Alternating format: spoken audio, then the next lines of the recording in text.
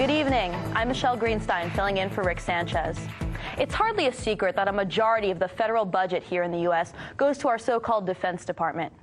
Why is this the case? Well, here's one reason. Those who make the decisions about when and where we go to war and how much we spend on these wars and occupations often have a vested material interest in the U.S. spending money on the military. They make money when we go to war. Here's the latest egregious example of this phenomenon.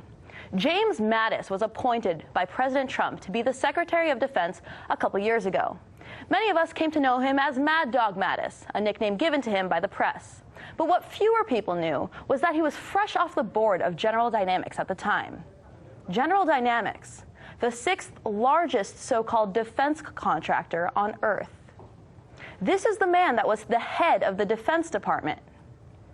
Well, now, guess what? He's rejoining the General Dynamics Board of Directors. And why is this significant? Well, we took a peek into the General Dynamics recent SEC filing, and we're going to put it up on the screen for you. Here's what the company says. In 2018, 65% of our consolidated revenue was from the U.S. government.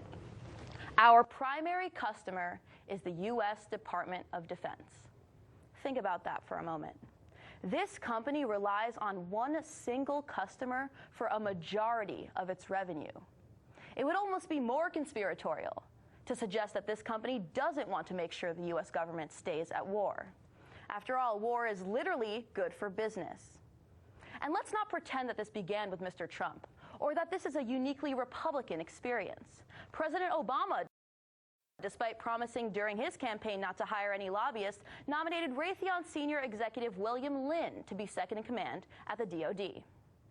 And Raytheon, too, makes a majority of its sales from the U.S. government.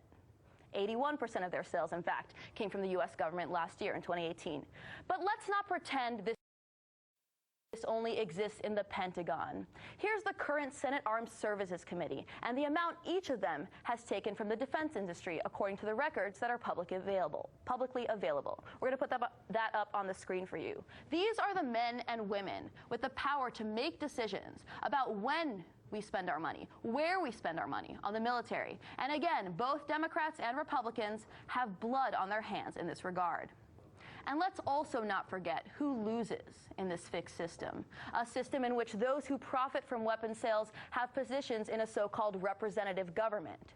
It's the 85,000 children of Yemen who've died due to man-made famines created by a Saudi-led blockade that would have no power at all if not for the U.S.-made weapons and planes.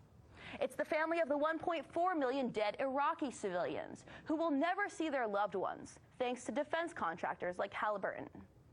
And it's the U.S. citizen whose federal government seems to have no money left for their roads, bridges, housing, or health care. It's the news with Rick Sanchez. Let's do news again.